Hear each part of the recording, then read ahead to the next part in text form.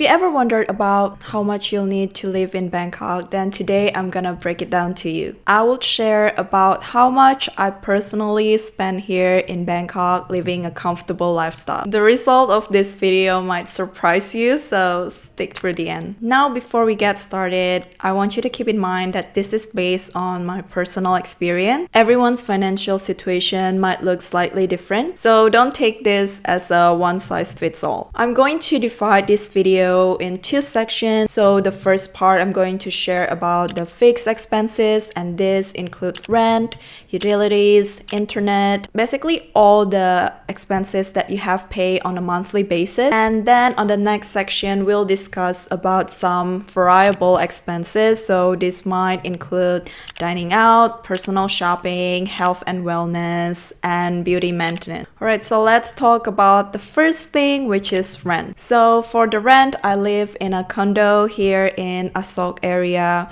which is also like a very convenient area to get around Bangkok. And the cost of renting an apartment or a condo here is 30,000 baht per month, which comes about $800 per month. And most likely you'll need to pay for a water bill and an electricity bill. This usually goes around 1,200 to 1,500 Thai baht per month. So just a side note, if you're renting from an Airbnb, it usually costs around this price because it is more expensive. But if you're planning to stay in Bangkok for like 6 months or a year, you can get a 6 months lease or a year lease. And usually with this period of time, you can easily find an accommodation for around 20,000 baht per month. But most of this condo comes with a really good facility. Alright, as I promised, let me give you a quick room tour of my apartment that I'm staying here in Bangkok. So I'm staying in Asok area, and most of the apartment and I noticed there's a lot of like luxury apartment building. But yeah, let me quickly show you a room tour. So over here, when you come in, we have the living room. They have a TV, a couch that I use quite often, and then here is the dining area. And I love that it always comes with a full set of kitchen and then a laundry machine, so you can do your own laundry. And then over here we have the bathroom. I'm just gonna show you a quick one. Okay, this is the bathroom, and also it has a connecting door, and this will lead you straight to the bedroom. It comes with the closet as well, which is pretty nice. This is a 1-bedroom apartment. I have my camera, and also an access to the balcony. And I think I showed you this before. It comes with a work setup, so I usually work here, and it has a great view of the city.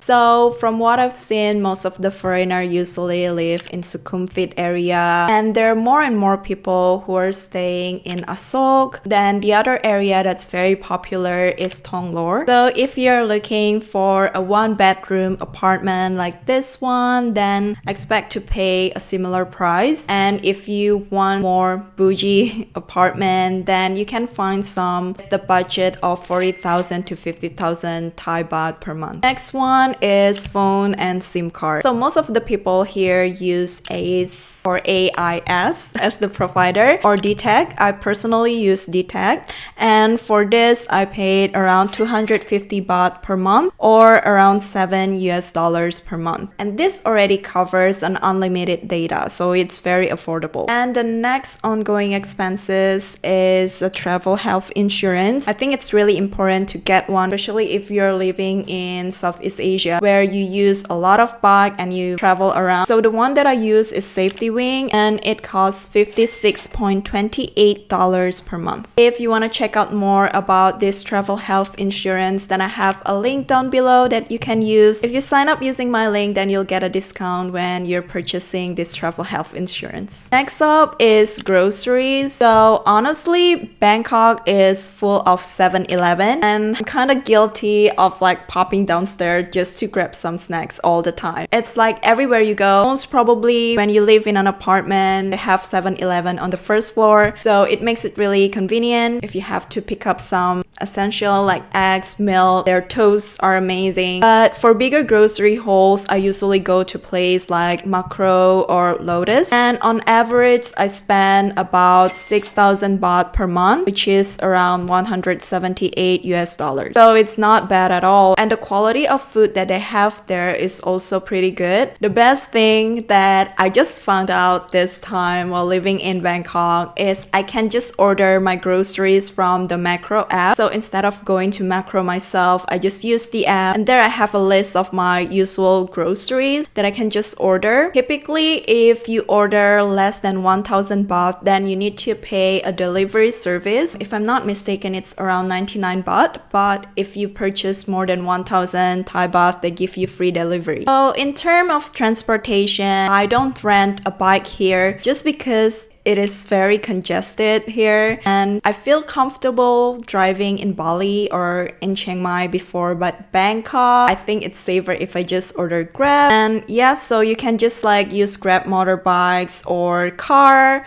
or they also have the BTS, which is the Sky Train, or the MRT. And for a whole month, I spend about 4,487 baht. So it comes around 127 US dollar per month for transportation. And here I usually just use Bolt and Grab. So Bolt can be relatively cheaper compared to Grab's, but that's not always the case. So if you want to compare the price, you can get both apps. Another fixed expenses that I have here is the gym membership. And for the gym membership, I go to the one called Fitness One. And so far I've been like liking that gym because they have a really good equipment and yeah, a really good space. It's clean. They pretty much got everything I need. They have a workout class as well that is also included in the gym membership. And they also have the Pilates Reformer class that I've been taking every now and then. And for my monthly gym membership here, I paid 2,300 Thai baht or around 68 US dollar. Now let's discuss about the other expenses, and these are the expenses that usually can be higher on some month or can be lower in another month. So here I have eating out, and honestly it's so hard to not eat out in Bangkok with the amount of options that they have here. It's filled with cafes, restaurants, street food market, so it's very tempting to go out and try out different type of food, but I always limit myself to 2 to 3 times dine out per week. So this would usually cost around 400 or 500 Thai baht every time I go out, which is around 6,000 Thai baht per month. Now I don't go out to the bar and stuff because I don't drink, so I can't really talk much or like let you guys know how much it costs to go to the bar and party here in Bangkok, but the expenses can definitely go a lot higher because you most probably gonna spend around 1,000 Thai baht or even more when you go to bar or clubs. Now for shopping, I usually set a budget for 5,000 Thai baht per month, and that's because there's so many cute shops here in Bangkok. I do find myself splurging every now and then, but that's why it's really important to have a budget so you can track your expenses and know if you still have a budget to get new stuff or you need to cut down on some expenses. And for beauty maintenance, like getting my nails done, my eyelash extension, or even getting a monthly facial, it usually costs around 3,000 baht to get your nails and your lashes done. And for the facial, I really limit myself to once a month, and it costs around 4,000 Thai baht. So yeah, this is the total of my monthly expenses, and I know some people might say that